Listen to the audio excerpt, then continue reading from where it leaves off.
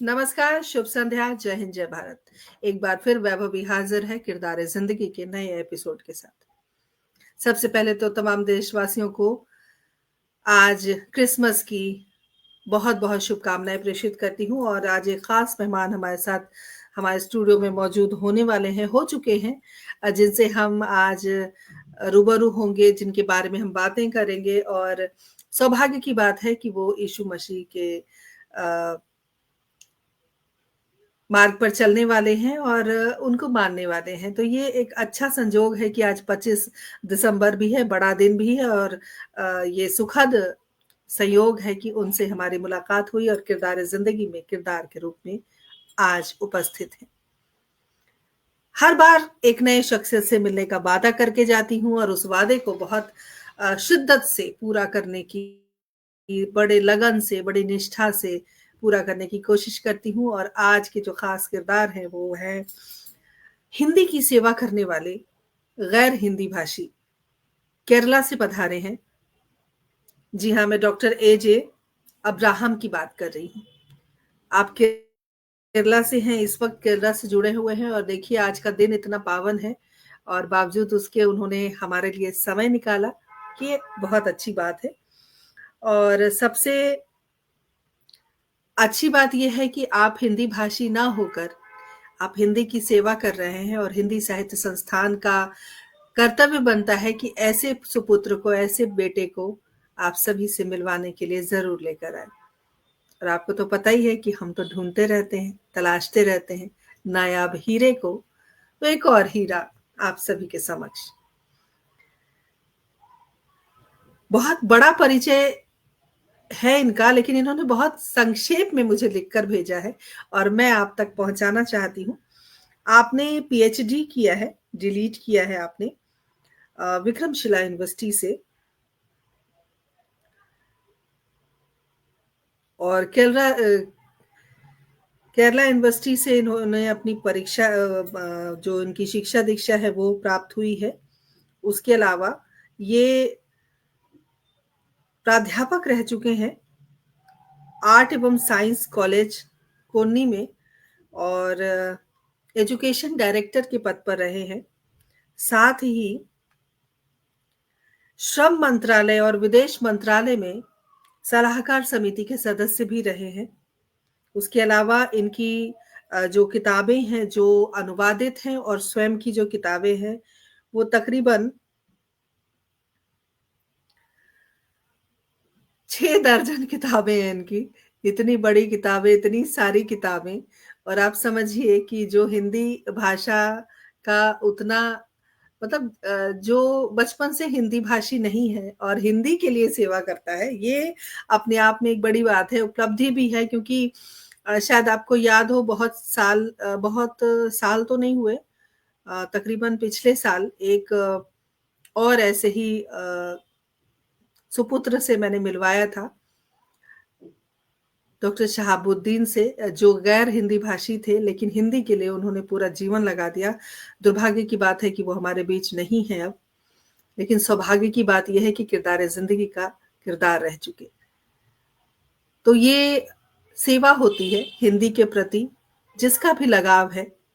और बहुत सारी इनके बारे में बातें हैं। और देखिए, हम हिंदी बोलते हैं, हिंदी हमारी मातृभाषा है, हमारे लिए सरल है, सहज है। लेकिन बहुत सारी यात्राएँ होंगी अब्राहम सर की, जो हमसे साझा करना चाहेंगे आज के कार्यक्रम के माध्यम से, कि कितना मुश्किल रहा है या कितना आसान रहा है ये सारा सफ़र। उनसे हम रूबरू होंगे, उनके बारे में बात करेंगे। आप अवार्ड होल्डर हैं राजभाषा रत्नम के, यानी कि राजभाषा रत्नम का आपको पुरस्कार प्राप्त है, विद्यासागर पुरस्कार प्राप्त है, आचार्य चेतन श्री पुरस्कार प्राप्त है। और ये अपने आप में एक सुखद, स्नेहमयी अनुभूति है, मुझे ऐसा लगता है। और एक व्यक्ति जो विशेष है और जो पर्दे के पीछे है, चलिए उन्हें पर्दे के सामने लेकर आते हैं, उनसे बात करते हैं। अब्राहम सर का हम स्वागत, अभिनंदन करते हैं और उनसे बहुत सारी बातें करते हैं। सर, बहुत-बहुत अभिनंदन करती हूँ, आपका स्वागत है। Thank you. धन्यवाद के साथ वो आपके मेरे शुभकामनाएं। बारे में जो अच्छी बातें बोली है, धन्यवाद करता हूँ। हम सब सुख से जिएंगे। Happy Christmas for all. Happy Christmas sir. और हमारे साथ नेहा शर्मा जुड़ गई हैं, अभिनंदन। डॉक्टर पुष्पलता तनेजा जी जुड़ गई हैं, केंद्रीय हिंदी निदेशालय में निदेशक के पद पर रही हैं।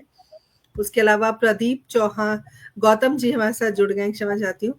प्रदीप जी, आपका विशेष आभार सर से मिलवाने के लिए। और मुझे लगता है थोड़े समय से प्रदीप जी से परिचय हुआ है और प्रदीप जी ने बहुत अच्छे अच्छे किरदार हमें दिए हैं, तो विशेष आभार व्यक्त करती हूँ। कार्यक्रम से जुड़े रहिए, बने रहिए, कार्यक्रम को शेयर करते रहिए। अब्राहम सर, हिंदी भाषी आप नहीं है, लेकिन हिंदी के लिए इतना कुछ आपके मन में प्यार है, हिंदी के लिए जो समर्पण है, हिंदी के लिए जो कार्य आप कर रहे हैं, सबसे पहले तो उसकी मैं बहुत बधाई देती हूँ, साधुवाद देती हूँ। लेकिन जब हम कार्यक्रम शुरू करते हैं तो हम चाहते हैं कि जो किरदार हमारे सामने हैं, वो अपने परिवार के बारे में, अपनी फैमिली के बारे में बात करें। तो मैं चाहूंगी कि वहीं से हम कार्यक्रम की शुरुआत करें। ये हमारी परंपरा रही है। तो मैं चाहूंगी कि आप अपनी फैमिली के बारे में कुछ बताएं हमारे दर्शकों को।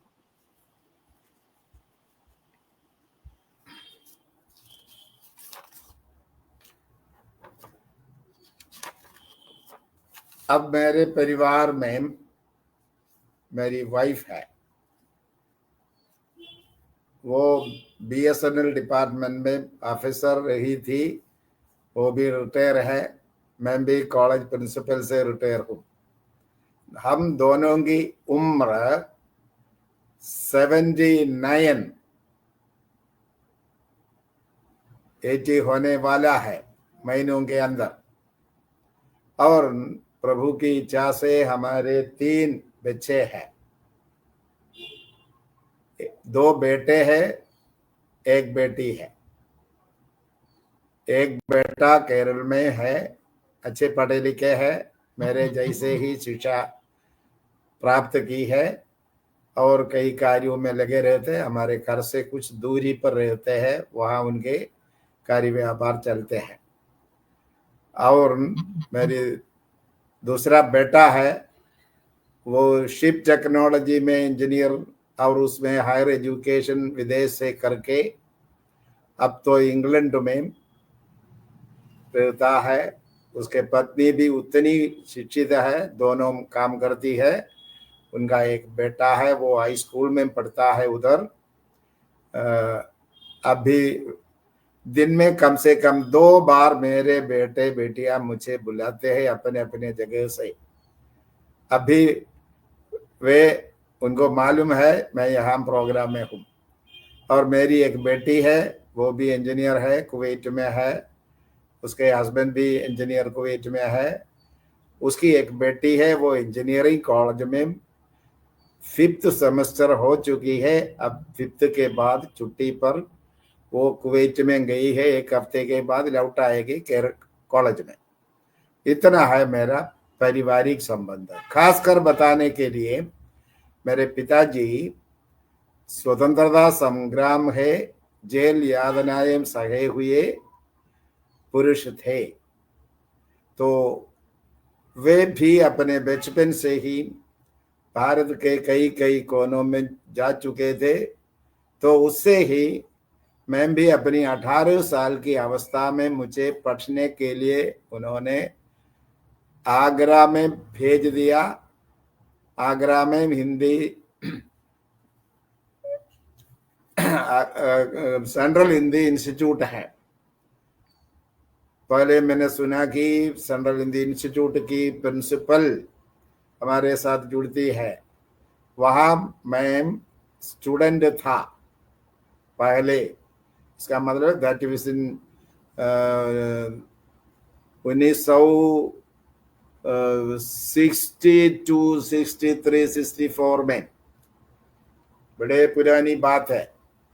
वहां से हिंदी में इतनी निपुणता प्राप्त करने का मौका मिला है। मातृभाषा हिंदी हो या मलयालम हो, मुझे भी संदेह है उतनी सावधानी से मैं हिंदी में बातचीत कर सकता हूँ। ये मेरा अनुभव है। और पूरे भारत को हिंदी मीटिंगों में कई बार जाता हूँ, गया था कई बार।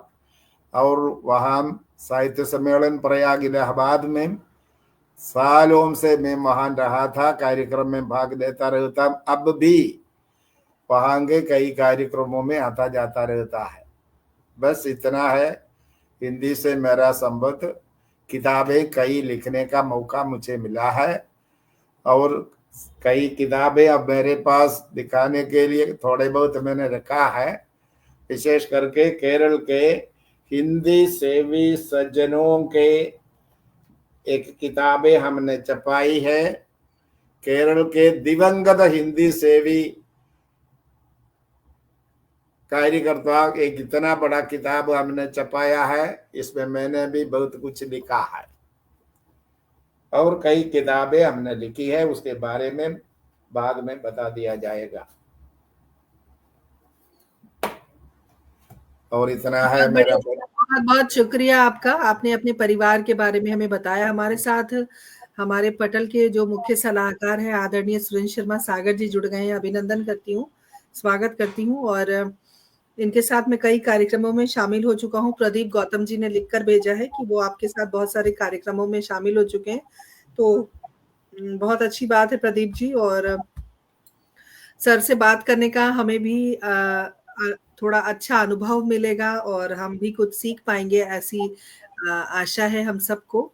और सर, सबसे पहले तो हम ये जानना चाहेंगे कि गैर हिंदी होने के बावजूद हिंदी के प्रति जो आपका लगाव रहा है, क्या आगरा यूनिवर्सिटी में पढ़ने की वजह से ऐसा हुआ है, या कहीं न कहीं एक मन में हिंदी के प्रति आपकी जो आस्था रही है वो है? क्या कुछ रहा है जिसकी वजह से आप हिंदी को इतना प्रमोट करते हैं, या हिंदी को आप इतना बढ़ावा देने की जो इतने सालों से आप प्रयास कर रहे हैं, कोशिश कर रहे हैं, वो सब कैसे हो पा रहा है, हम जानना चाहेंगे। देखिए, जब मैं आगरा में सीख रहा था तब मेरा लगाव एक दूसरे संघ से हुआ, वो है नशाबंदी समिति, प्रोहिबिशन काउंसिल। वो पूरे भारत में है और पार्लियामेंट के एक कमेटी उसमें है। उसके कई लोग हमारे आगरा कॉलेज में आकर भाषण करते रहे। तब हमारी उम्र 18 साल की या 20 साल की थी, तो नशा से अलग होने का, सिगरेट, बीड़ी, तंबाकू, शराब, ताड़ी आदि से अलग होने की जो जोश हमें पैदा हुआ, उस जोश को हमने आगे के जीवन में अपने आप को स्वीकार कर दिया, जिसका प्रोत्साहनार्थ हम दिल्ली मीटिंग में बार बार आया करते थे। कम से कम साल में 2 बार प्रोहिबिशन काउंसिल के ट्रेनिंग में आया करते थे। तब केरल में भी हमने वही कार्य शुरू किया। तो प्रोहिबिशन यानी युवकों के बीच में शराब से अलग रहने का जो जोश हमने पैदा किया, जब हम कॉलेज में अध्यापक हुए तब केरल के हर कॉलेज में हमने उसकी शाखाएं शुरू की। यानी केरल के उन दिनों के, यानी 1960, 70, 80 तक के तो दिनों में आज के जैसे शराब का उपयोग केरल में नहीं था। तो उसी क्रम से भारत में कई बार इधर उधर शराब के खिलाफ के कार्यक्रमों में वहां जाया करता था। वहां बोलना पड़ता है हिंदी में, तो अंग्रेजी में बोलने के लिए केरल के लोग अधिक निपुण है, तो भी हम अंग्रेजी को बीच बीच में कहते हुए हिंदी को ही बोलने की आदी हो गई। इसलिए ही हिंदी हमारी शैली बन गई है। और उतना ही नहीं है, आई एम ए क्रिश्चियन, हमारे पास बाइबल जो है हर भाषा के है। अभी तो मेरे पास हिंदी बाइबल 8 प्रकार के हैं अभी मेरे चारों ओर। अंग्रेजी के बाइबल है, मलयालम के है, यानी कम से कम 20 types of Bibles are with me now. तो ये सब हम रेफर करेंगे तो हिंदी के प्रति इसका उपयोग करना हमको पड़ता है। इसलिए हिंदी के लिए इतनी अभिरुचि के साथ रहे। उतना ही नहीं, मैं जब मैं अमेरिका गया था, कई बार गए हैं, तो वहां तो भारत के कई लोग हैं, पंजाब के, गुजरात के, बिहार के, केरल के हैं। वे आपस में हिंदी में बातें करते हैं अमेरिका में। तब उनसे कई प्रकार के मीटिंगों में भाग लेने को अमेरिका में मैं गया, तो भी भारतवासियों के मीटिंग में वे सुनना चाहते हैं हिंदी। वहां भी मैं हिंदी में बोलता रहता था। तो हिंदी का प्रचार सिर्फ उत्तर भारत में नहीं है। एक बात और, दक्षिण भारत के 5 साल के ऊपर के सभी बच्चे अब हिंदी गीत से शुरू होते हैं स्कूल में। वे सब हिंदी बोलना सीखते हैं अंग्रेजी के बराबर, यानी त्रिभाषा पद्धति, मलयालम, हिंदी, इंग्लिश, तीनों भाषाओं पर हमारे छात्र अधिकार रखने के जैसे हम शिक्षा को नियंत्रित करना चाहते हैं, ऐसा किया है।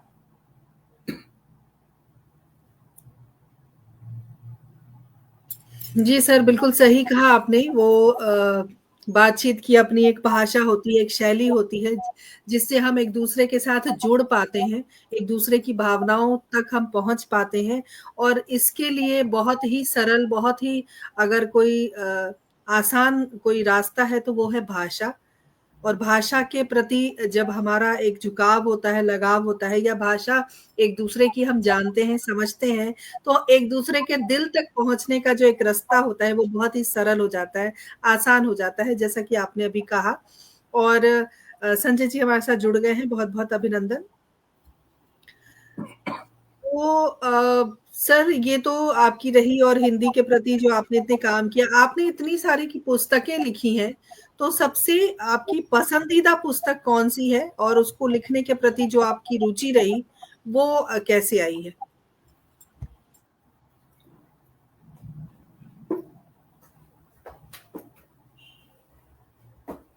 मैंने Cochin university of science and technology में पीएचडी के लिए वहां गए, हिंदी डिपार्टमेंट में गया। वहां मेरा जी, विषय मैंने चुन लिया नैतिक मूल्य परख और सुझाव। जी, नैतिक मूल्य परख और सुझाव, तो इसी विषय पर मैंने चुन लिया। और नैतिक मूल्य, व्हाट इज वैल्यू एजुकेशन, मैंने उसमें रिलीजियस वैल्यूज यानी धार्मिक मूल्य, पारिवारिक मूल्य, व्यक्तिगत मूल्य, सामाजिक मूल्य, सांस्कृतिक मूल्य, इसी प्रकार डिवाइड करके मूल्य को और उसके पतन को, जिससे समाज में वो जो भंग होता रहता है आजकल, ये सब इसमें पीएचडी के लिए मैंने चुन लिया है। जब ये विषय मैंने चुन लिया कि वहां गए, रिसर्च गाइडों ने कोचिन यूनिवर्सिटी के मुझसे बता दिया, अब्राहम साहब इतने गहरे विषय के लिए आप क्यों चुनते हैं?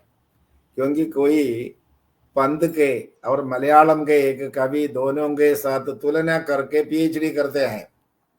मैंने कहा एक व्यक्ति केंद्रित तुलना से पीएचडी मुझे अच्छा नहीं लगता। तो उस रिसर्च गाइड ने मुझे ये बता दिया कि ठीक है, अब ये विषय लीजिए। तो मैंने ढूंढ करके कुछ दे देंगे तो वो कहते अरे इतनी सारी बातें कहाँ छिपी है। तो इस प्रकार मैंने नैतिक मूल्य की ओर, यानी आज हमारे भारत में ये मूल्य संबंधी विषय पर ही हमारी स्थिरता होती है। यदि मूल्य का पतन हुआ है तो राजनैतिक मूल्य पतन एक विषय है आज भारत में संपूर्ण समय से देश में चल रही है। एक पार्टी से बदलना, दूसरे में चले जाना, ये मैंने एक अध्याय के रूप में इसमें शामिल कराया है। जिसे मैंने देखा वो आज हमारे सामने उथल पुथल का काम कर रहा है।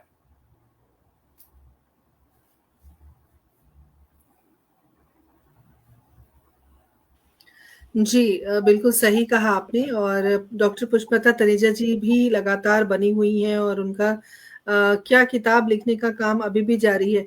आपसे एक प्रश्न पूछा गया है, डॉक्टर तनेजा पूछ रही हैं कि क्या जो पुस्तकें लिख रहे हैं आप, वो अभी भी आपका जो ये काम है पुस्तक लिखने का वो जारी है या अब थोड़ा-सा आपने उसको विराम दिया है? नहीं है। अब मेरी 80th बर्थडे आने वाला है। उस समय कम से कम 5 किताबें छपने का प्रोग्राम हमने किया है। मैं आपसे अनुरोध करता हूं, इसी मीटिंग में आने वाले पंडित जन कृपया अपने मोबाइल नंबर दे, मैं उनसे संपर्क करूंगा। उनके बारे में भी इसी किताब में वे जो कुछ देते हैं उसे छपाने का मेरा प्रोग्राम है। अब लोग पूछेंगे इतनी किताबें छपाने का पैसा कहाँ से? तो पैसा तो दूसरी बात है, क्योंकि मेरे बच्चे सब अच्छे ओहदे पर है और पारिवारिक तौर पर भी हमें कोई समस्या नहीं है। और हमारा भी पेंशन तो जीने भरने, कॉलेज प्रोफेसर यूजीसी प्रोफेसर को जीने भर को मिलता है। तो इसलिए हमारे पास पैसे की कोई कमी नहीं है। उतना ही नहीं है, मेरे सिखाए हुए स्टूडेंट्स बहुत अधिक विदेश में है। वे आकर हमसे बातें करते थे, आप तो कुछ लिखे, हम भी उसमें लिखेंगे। तो इसी विषय पर लिखवाने का मैं भी बहुत बढ़िया। बहुत कुछ लिख रखा है। बहुत-बहुत बधाई आपको, अग्रिम शुभकामनाएँ। और ये एक अपील पहुँची है हमारे दर्शकों तक, श्रोताओं तक कि वे अगर चाहें तो अपनी बातें आपके लिए या आपकी पुस्तक में लिख सकते हैं। और सर एक सवाल हमेशा आता है कि हिंदी को राष्ट्रभाषा घोषित नहीं किया गया है अभी तक। हम्म, वैसे तो हिंदी हमारे रग-रग में है, हिंदी वैसे मुझे नहीं लगता कि उसको राष्ट्रभाषा की ज़रूरत है, लेकिन फिर भी एक प्रश्न रहता है कि राष्ट्रभाषा घोषित नहीं किया गया है, तो इस बारे में आपकी क्या राय है? इसका कारण यह है कि राजनैतिक लोगों की समस्या, यानी 15 साल के अंदर राष्ट्रभाषा बनाने के लिए संविधान में लिखा है। देखिए, मेरे पास भारत का संविधान है।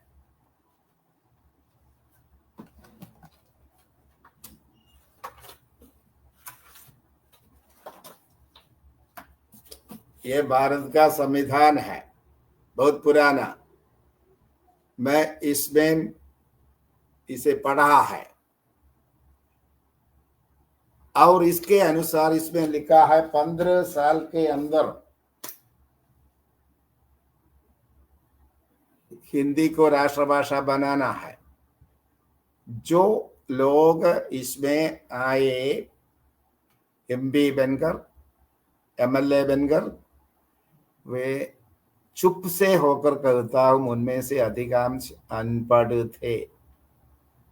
जिसके पास विद्या नहीं, शिक्षा नहीं, अक्षर नहीं है, तो वो कैसे भारत की प्रगति ढूंढेंगे? आजकल की जमाना है, पढ़े लिखे अधिक तो एमपी एमएलए बनते हैं। लेकिन आज भी हम कहेंगे, भारत के शिक्षा मंत्री रहे एक व्यक्ति, उसका नाम बोलना मैं नहीं चाहता, उसने 5 क्लास तक नहीं पढ़ा था, जिसे शिक्षा मंत्री बनाया था, क्योंकि उसके लिए आरक्षण देना पड़ता है उस वर्ग के लिए। तो यही हमारी कमजोरी है। एक बात याद रखिए, दक्षिण भारत हिंदी के खिलाफ है, ये विचार गलत है। केरल के लोग हिंदी को ही अधिक पसंद करते रहते हैं, लेकिन हमारे पड़ोस के तमिलनाडु के लोग हर समय हिंदी के विरोध में थे, अब भी है। उसका दोष उनके पास है। हम देखते हैं कि वहां पढ़े लिखे लोग कुछ होते हैं, एमपी के एमएलए के बच्चे, और सवर्ण वर्ग के लोग और धनवान के बच्चे पढ़े लिखे हैं। बाकी आम लोग अंग्रेजी भी उसको मालूम नहीं, सिर्फ तमिल आते हैं, हिंदी का अक्षर भी उनको मालूम नहीं। ऐसे लोग केरल में पिछले पिछले 20 साल से नौकरी की तलाश में आकर खेत में काम करता है, कुली का काम करता है आज भी। कारण हिंदी को अपनाने में, क्योंकि उत्तर भारत की ओर जाने पर मुंह खोलने के लिए तमिल वाले को आता नहीं, इसलिए मलयालम की ओर आता है, पड़ोस में है, वहां आकर कुली का काम करता है। अब भी वही हालत है। तो मेरे विचार में वे हिंदी की ओर मुड़ते तो उनके बच्चे यहाँ से तो हिमाचल पहुंच करके कुछ काम ढूंढते और पढ़ते, ये बात है। बिल्कुल सही कहा आपने। हिंदी हमारी जान शान ही नहीं है। हिंदी वो भाषा है जो सबकी जबान पर है। आज हाँ। के समय में बहुत लोग हैं जो हिंदी बोलते हैं, जो विदेशी हैं वो भी हिंदी की तरफ उनका रुझान है, हिंदी बहुत अच्छी बोलने लगे हैं। तो हिंदी जानना बहुत ज़रूरी है, और अगर आप अंग्रेज़ी नहीं जानते, तो ये कोई बहुत बड़ी आपके जीवन की गलत कमजोरी चीज़ नहीं है। कि आपको अंग्रेज़ी नहीं आती, वो अंग्रेज़ी हमारी भाषा नहीं है, अगर हमें नहीं आती, तो ये बहुत बड़ी हमारी ख़ामी नहीं है। लेकिन अगर हम भारत में हैं और हमें हिंदी नहीं आती, तो ये थोड़ा-सा दुर्भाग्य लगता है। और आपसे बात करके हमें बहुत आनंद आ रहा है। समय तो बीतता जा रहा है जल्दी-जल्दी, लेकिन हमें बहुत सारी बातें आपसे करनी है। आप घड़ी ना देखें, क्योंकि बातें तो हमें पूरी करनी है, तब हम आपको विदाई देंगे। और बहुत अच्छी बात आपने कही कि एजुकेशन मिनिस्ट्री में अगर उस तरह के लोग नहीं हैं, पढ़े-लिखे लोग नहीं हैं, या सरकार में पढ़े-लिखे लोग नहीं हैं, तो चीज़ें इतनी आसान नहीं है, बहुत मुश्किल है और दिक्कत है, बहुत ज़्यादा दिक्कत है। लेकिन चूँकि आपने विदेश मंत्रालय में भी आप रहे, सलाहकार की समिति में, और आप श्रम मंत्रालय में भी रहे। आज की जो परिस्थिति है, क्या आपको लगता है कि युवाओं को ज़्यादा अभी बढ़ावा दिया जा रहा है? तो पहले के समय में और अभी के समय में थोड़ा-सा परिवर्तन आया है, ऐसा लगता है आपको? यानी वर्तमान समाज में वेल एजुकेटेड युवक हमारे समाज में है, सब स्टेटों में, लेकिन पदवी, ओहदा आदि राजनैतिक दलों के पदों पर युवकों को आने देता नहीं है। इसलिए बूटे ही बूटे वहां बैठकर सब कुछ राज करता है, जिससे कि हमारे युवक वर्ग नौकरी की तलाश में विदेश जाते हैं। ये बात है। तो सबसे मैं तो अपने उम्र वालों से और इससे अधिक उम्र वालों से कहना चाहता हूं, भाई अब 15 साल से अधिक एमपी एमएलए और मंत्री रहे हैं ना, अपने पुत्र पौत्रों के लिए तो जगह छोड़ दो। अपने पुत्र पौत्रों को आज देते हैं नहीं, समाज के पिछड़े वर्ग जो एजुकेटेड है उनके पास पहुंचा दे। मैं ये भी जोड़ना चाहता हूं, भारत के एजुकेशन सिस्टम के अनुसार जो पोस्ट ग्रेजुएट नहीं है, he is not fit for to become an MLA or MP और मिनिस्टर। ये नियम पेश करने पर ही हमारी हालत सुधर जाएगी। लेकिन कौन वोट देगा? युवक वोट देगा। मेरे कहने के बाद एक बार और कहूंगा, जो पोस्ट ग्रेजुएट नहीं है ना, वो ग्रेजुएट नहीं है, उसको उम्मीदवार रहने की योग्यता नहीं देना, ये संविधान में लिखना चाहिए। तब बूढ़े लोगों को पेंशन देकर अपने घर में रहने दो। उतना ही नहीं है, उनको किसी सांस्कृतिक कार्यक्रमों में पहुंचा दो।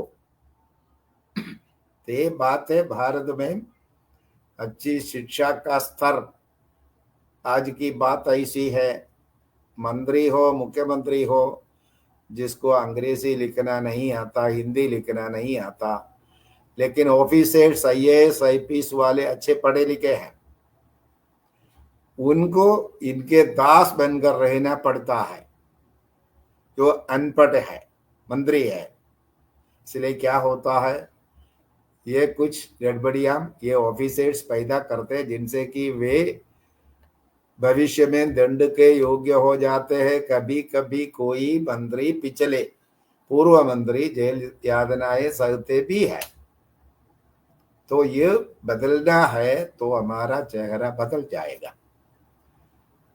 आज के युवक वर्ग जो 25 साल या 30 साल 35 साल वाल, जिसके पास नौकरी नहीं है असल में,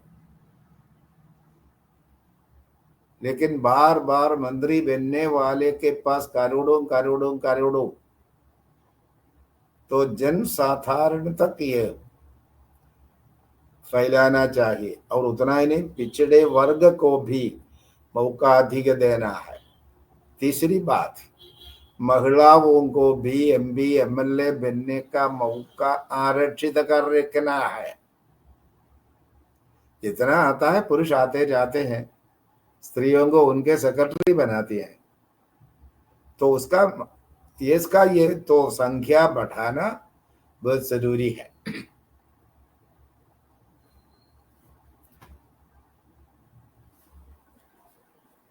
बिल्कुल सही कहा आपने, बहुत अच्छी बात आपने कही। और हमारे साथ अब्राहम मैथ्यू जी जुड़ गए हैं, बहुत बहुत स्वागत, अभिनंदन करती हूँ। सभी से एक ही गुजारिश है, आप सब बने रहिए, जुड़े रहिए और कार्यक्रम को ज्यादा से ज्यादा शेयर कीजिए। सर, अभी आपने कहा तमिलनाडु के जो लोग हैं वो हिंदी को उतना प्रमोट नहीं करते या हिंदी को उतना पसंद नहीं करते, और यही जो है एक टकराव है, जो टकराव आपको आपके संबंध को विच्छेद करता है। तो आप एक हिंदी प्रेमी होने के नाते, क्योंकि हमें पता है कि आपने बहुत साल हिंदी की सेवा की, आपने बहुत साल बच्चों को पढ़ाया, और इतनी सारी पुस्तकें आपकी हैं, और भारत का संविधान आपने दिखाया, आपने मुझे लगता है कई बार उसे पढ़ा होगा।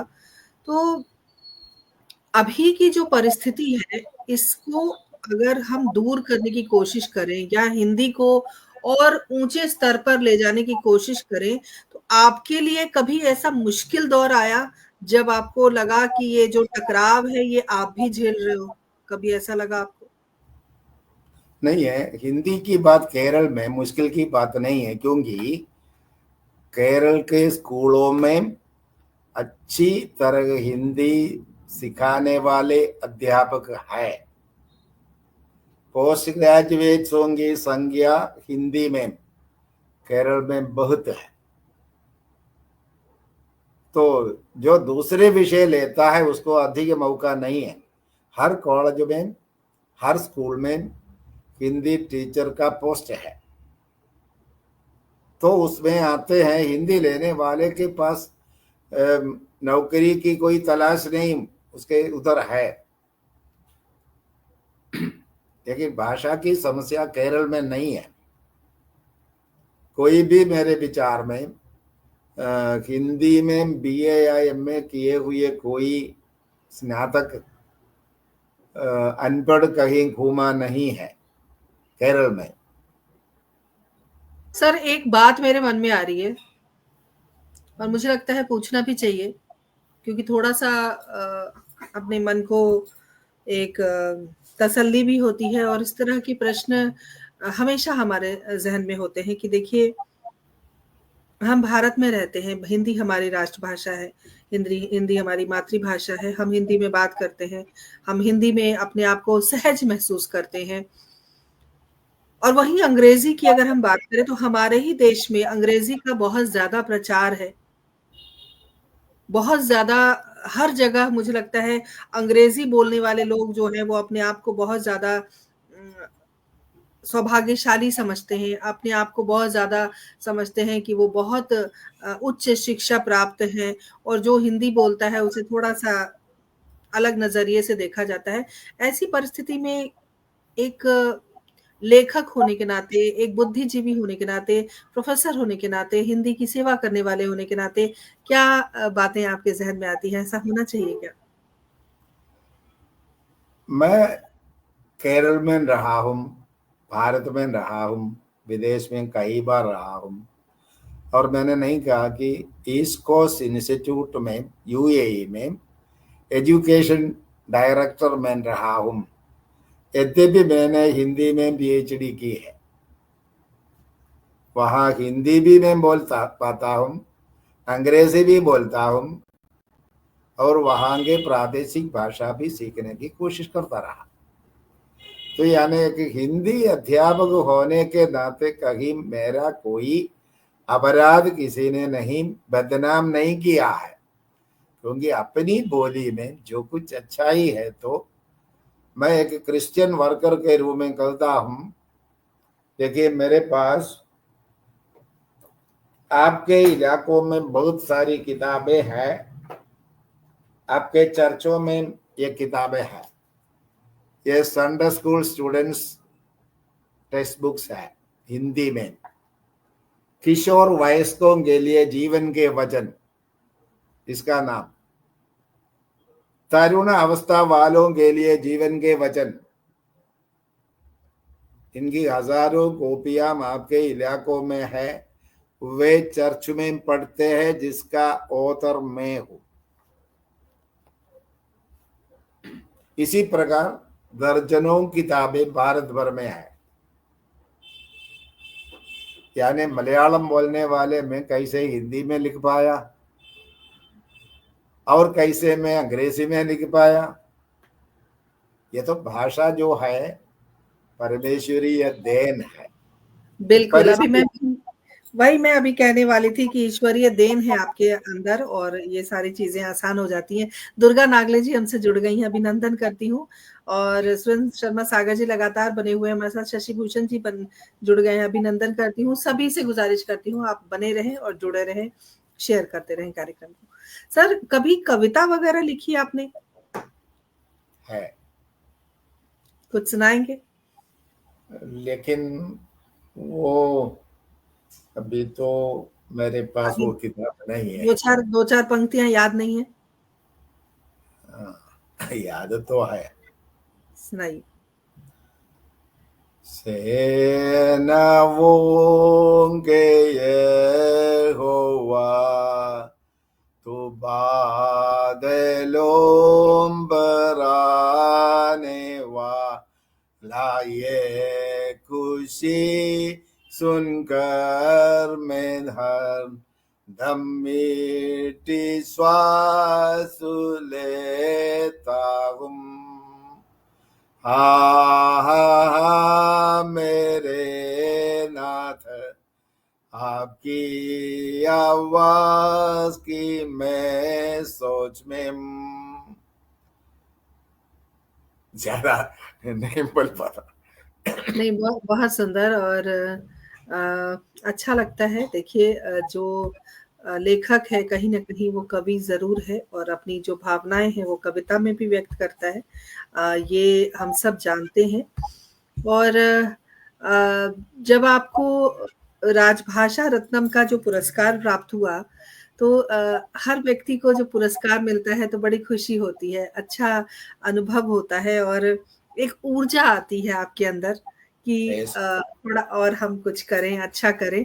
तो जब ये पुरस्कार आपको प्राप्त हुआ तो परिवार का कैसा रहा? जो व्यवहार था या जो चीज़ें होती हैं, रिस्पॉन्स होता है कि अ, पिताजी को या आपकी जो पत्नी है उनको कि मेरे पति को ये पुरस्कार मिला और आपको खुद भी ऐसा अ, अच्छी अनुभूति हुई होगी। कोई ऐसी बात जो हमारे दर्शकों से बताना चाहेंगे आप? देखिए, जब ये पुरस्कार मिलता है तब हमारे इधर के न्यूज़पेपरों में चित्र सहित आया करता है।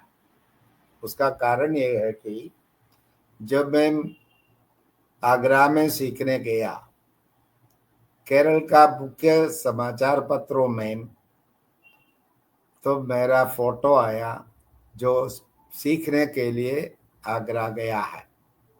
सीखने के बाद लौट आया तो तब भी फोटो के साथ आया, ये शिक्षा प्राप्त करके अब्राहम लौट आया। तो ये पत्र संबंधी, समाचार संबंधी मुझे उन्मेष और जोश इसलिए मिला कि केरल में बाल जन सख्यम नामक एक एसोसिएशन है, बाल जन सख्यम। उसके मेंबर 5 साल से 18 साल तक है। यानी उस सख्यम का मैं सदस्य बना अपने घर से, यानी मेरे घर में ही वो मीटिंग चलता था। गांव के पड़ोस के बच्चों को एक साथ जुड़ाकर मेरे पिताजी उसके सहकारी के रूप में, तो वो मनोरमा पत्र के बाल जन सख्य के जब मैं नौकरी पर आया तब उन्होंने मुझे उसका ऑफिसर बनाया, एडवाइजर बनाया। अब भी मैं मनोरमा का एडवाइजर के रूप में हूँ। यानी हमारी कोई प्रोग्राम पेपर में आना है तो वे हमारे पास आकर पूछेंगे कुछ देना है तो दे दीजिए। यानी जीवन में प्रोत्साहन मिलने का जो अवसर मुझे पारिवारिक तौर से ही, क्योंकि मेरे पिताजी इन समाज सेवा में भागीदार थे, इसलिए उनके द्वारा ही मुझे ये सब मिला है। तो प्रोत्साहन देने का कोई अवसर किसी को देता है तो दिल खोलकर प्रोत्साहन कीजिए दूसरे का, जिससे कि, लेकिन आजकल तो मैं अखबार में कोई फोटो डालने के लिए नहीं जाया करता, लेकिन कोई कोई चैनलों में मैं संवाद करने बैठने वाला हूँ।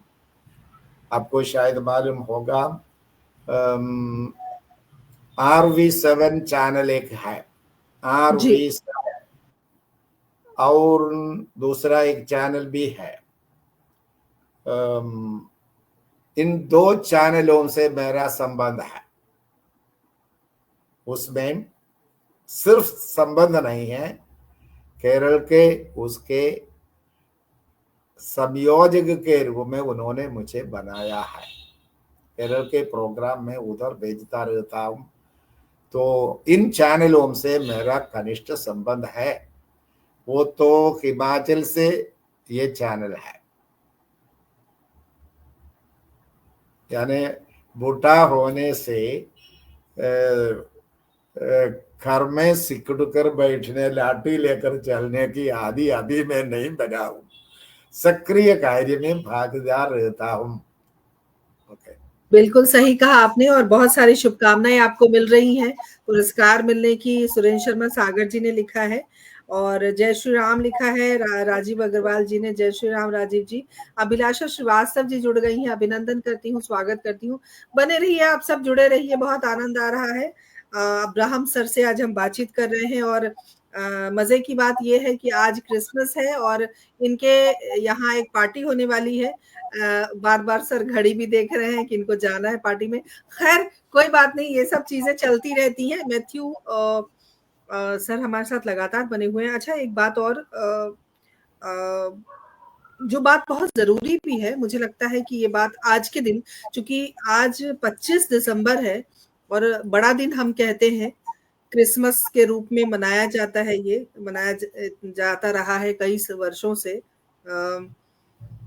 लेकिन कुछ बातें हैं क्रिसमस के बारे में, जैसे कि क्रिसमस का मतलब है कि सांता क्लॉज आएंगे, गिफ्ट देंगे बच्चों को, और झोले में दाढ़ी बना के झोले में गिफ्ट लेकर आएंगे, और क्रिसमस ट्री है, बहुत सारी चीजें हैं, लोग पार्टी करते हैं। लेकिन वास्तविकता क्या है, क्योंकि आप एक क्रिश्चियन हैं और आप उन तमाम वास्तविकताओं से हमें रूबरू करा पाएंगे। तो मैं जानना चाहती हूँ कि वाकई ये बड़ा दिन क्या है और आप किस रूप में मनाया जाता है, और जो चीजें हम देख रहे हैं क्या वो सत्य है?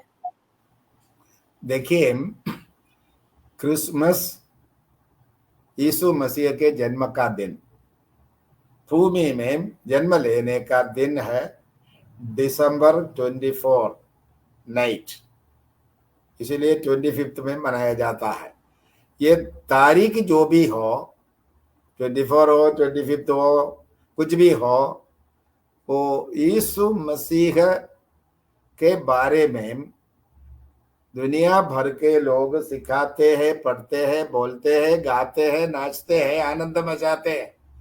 उसके पीछे एक बिजनेस लगी है, एक व्यापार लगी है।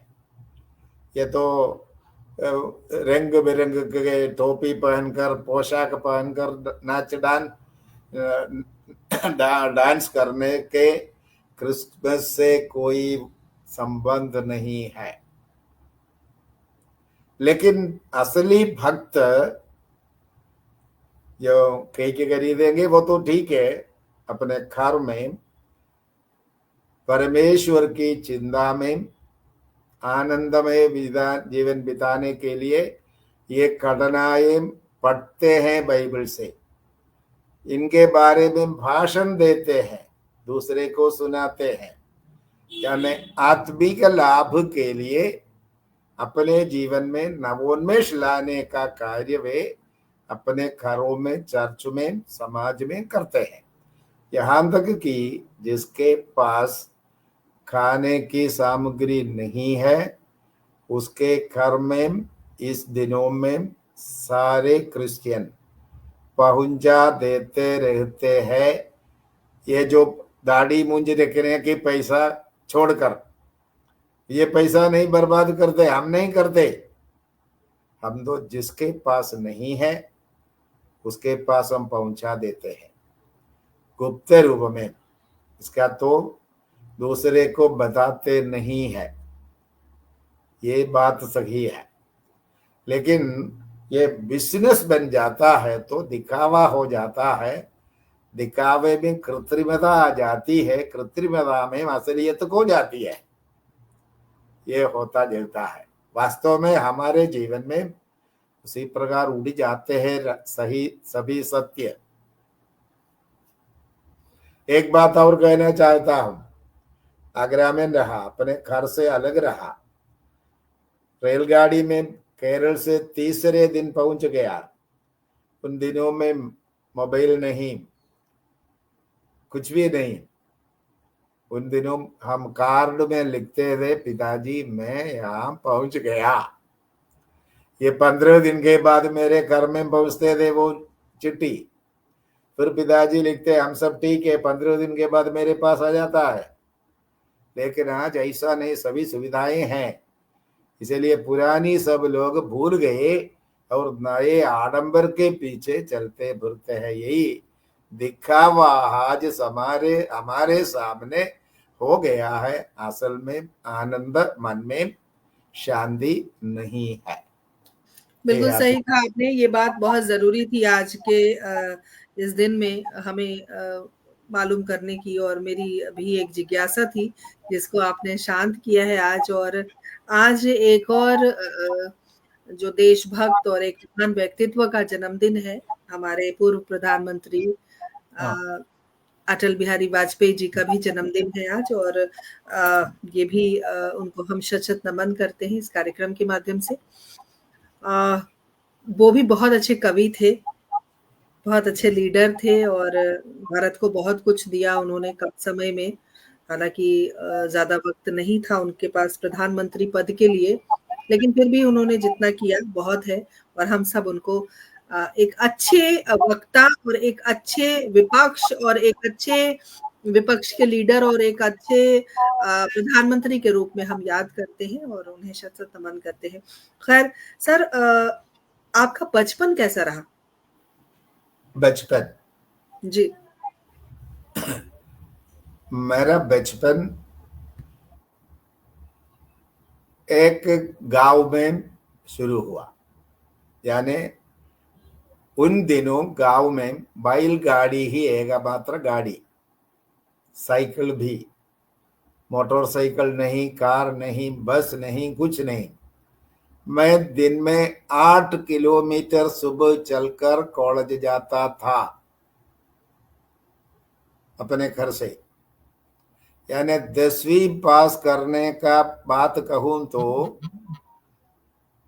250 से अधिक लोगों ने 10वीं में परीक्षा दी, जिस गवर्नमेंट हाई स्कूल में मैं पढ़ता था।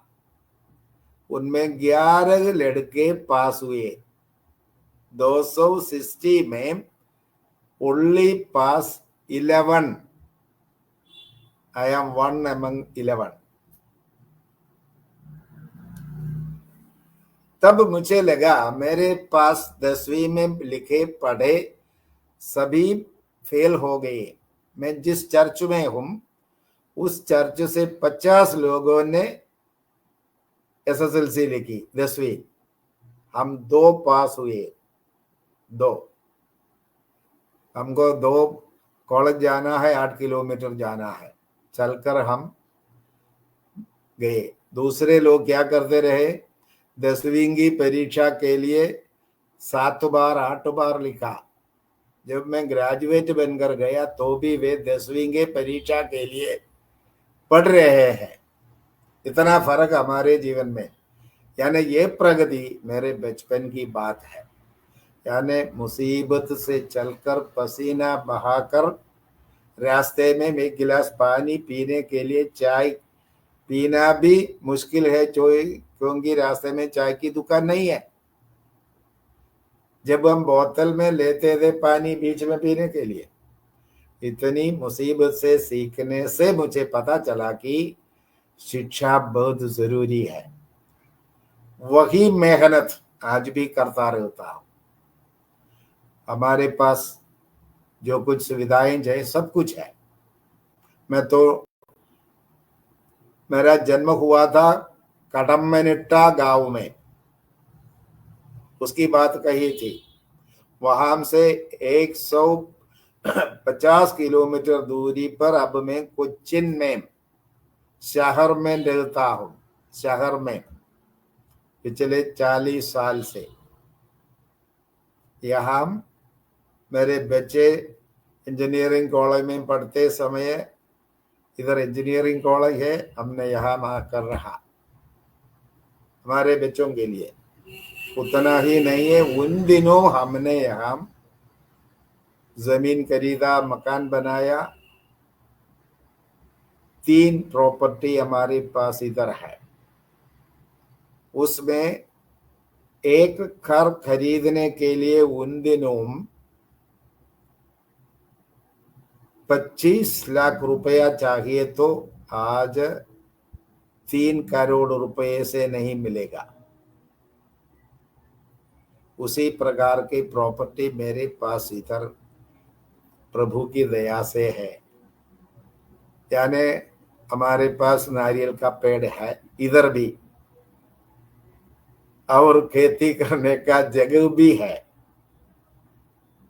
तो ये तो इतने मूल्यवान जगहों में उन दिनों खरीदने के कारण, तब यहाँ इतना मूल्य नहीं था, इतने लोग भीड़ नहीं थे। जहां मैं रहा था बचपन में, वहां भी जमीन के लिए बड़े मूल्य बढ़ गए। नजदीक नजदीक घर आ गए। हमारे परिवार के लोग वहां भी अब है। तो हमने गांव को छोड़ा नहीं, शहर को अपनाया नहीं है, लेकिन वो ग्रामीण परिस्थिति में रहना हम पसंद करते हैं। बहुत बढ़िया। उतना ही नहीं है। मैंने अपने में जीवन में कहीं नहीं देखा है हिमाचल के किसी बच्चे को। मुझे पता चला कि 8वीं कक्षा में उसने अपनी पढ़ाई छोड़ दी। इसलिए छोड़ दी कि उसके पास पैसा नहीं है, लेकिन वो अब +2 करके मेडिसिन एडमिशन किया। एक है वो मेडिसिन में शामिल हो गया है हिमाचल का, जिसे मैंने अभी तक नहीं देखा। तो मैं इसी प्रकार हम अपने प्रभु हमें जो देता है, समाज सेवा के लिए देना हमारा जिम्मा समझते हैं, वो आज भी करते रहते हैं। क्या बात है, बहुत बढ़िया, बहुत शानदार, क्या बात, बहुत बढ़िया। हमारे साथ मैथ्यू अब्राहम के नाम से एक आईडी आई है। आपका बहुत बहुत अभिनंदन है मैथ्यू अब्राहम के नाम से, और अब्राहम मैथ्यू के नाम से। ये दो नाम से आईडी बार बार आ रही है। और इन्होंने लिखा है कि मैं हमेशा अटल जी के भाषण को सुनता हूँ और उन्हें बहुत अच्छा लगता है, उनके शब्दों की गहराई बहुत प्रेरणा देती है, ऐसा इन्होंने लिखा है। वाकई हम सब बहुत खुश होते हैं जब हम अटल जी को सुनते हैं, उनकी कविताएं सुनते हैं और वो उनका सुनते हैं।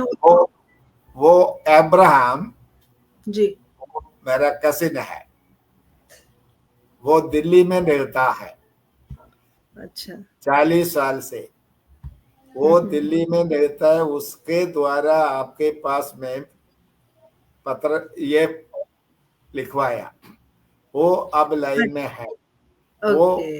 वो एडवोकेट भी है, वो नौकरी करता है, अपने घर में रहता है, साउथ इंडियन एसोसिएशन का ओके। सेक्रेटरी। हाँ, जी, जी, जी। तो हाँ, आपके साथ ही रहता है। Okay sir, Abraham, a, I am Abraham Matthew. Okay, okay, okay.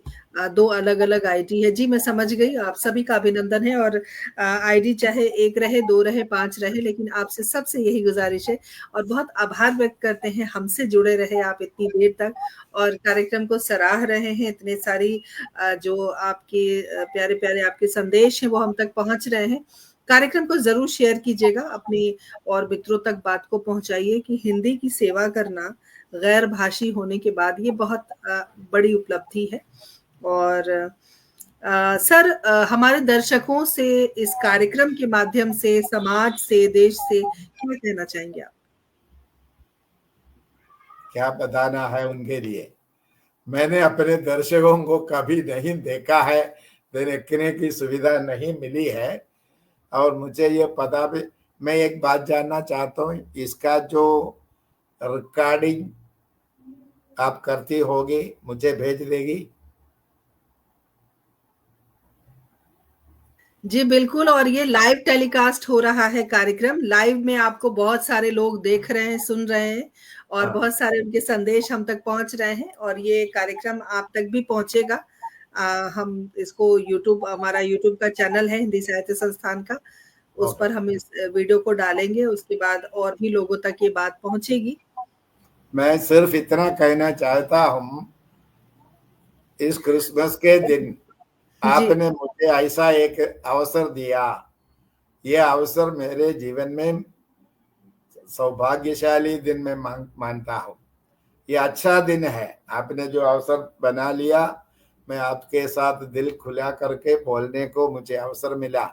उतना ही नहीं है, हिंदी प्रेमी होने के नाते मैं आप सबको अपने परिवार के सदस्य जैसा मानता हूँ, सबका आदर सम्मान करता हूँ।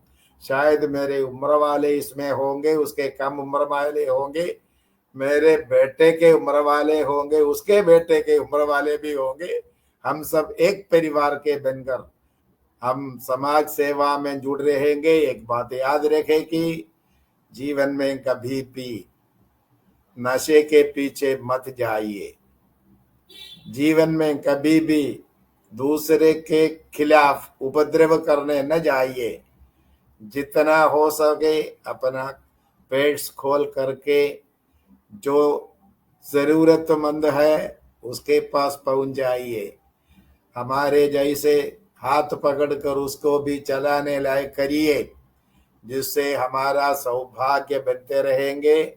उसमें परमेश्वर खुश होंगे, अनादि स्वर्ग में उसका प्रतिफल हमें मिलेंगे भी।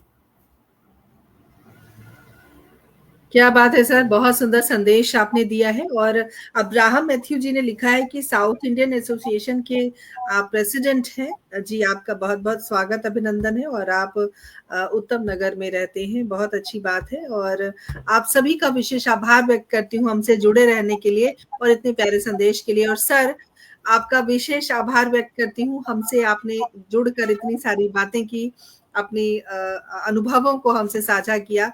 आपका बहुत-बहुत आभार। और आप भविष्य में हम सबके साथ संपर्क का क्या रास्ता है? सर, हमारे आपका और हमारा एक दूसरे के पास नंबर है, फ़ोन नंबर है, ये है। और आप हमारे पेज से जुड़ेंगे तो तमाम जो लोग आपको देख रहे हैं उनसे आप जुड़ पाएँगे और इस तरह से एक दूसरे का नंबर जो संपर्क सूत्र है उससे हम आदान-प्रदान भी कर सकते हैं। बहुत सारे रास्ते हैं और जब हम आज इस प्लेटफ़ॉर्म पर, इस मंच पर, इस पटल पर साथ हैं, तो साथ हम हमेशा रहेंगे। ईश्वर की तो यही मर्ज़ी। इसी प्रकार का प्रोग्राम आप कब हफ्ते में कितने बार चलाते हैं? सर इसके बारे में हम बाद में बात करेंगे, और हम विशेष आभार पुनः करते हैं आपका और तमाम दर्शकों का, श्रोताओं का, जो इतना समय हमारे लिए निकालते हैं, हमारे कार्यक्रम की शोभा बढ़ाते हैं। आपका बहुत बहुत आभार। और हिंदी की इसी प्रकार सर सेवा करिए। आपको मैरी क्रिसमस। और आज के पावन दिन पर आपकी उपस्थिति रही, ये भी ईश्वर की ही कृपा है। और इसी तरह आप ऊर्जावान रहिए, अपनी लेखनी को चमकाते रहिए और हिंदी की सेवा करते रहिए। आपका पुनः आभार। Thank you for calling me. May God bless you all. बहुत बहुत धन्यवाद सर। Okay, अगली बार एक नए किरदार के साथ, तब तक आज्ञा दीजिए। नमस्कार, जय हिंद, जय भारत, शुभ रात्रि। फिर मिलेंगे बुधवार शाम 7 बजे। नमस्कार। Thank you.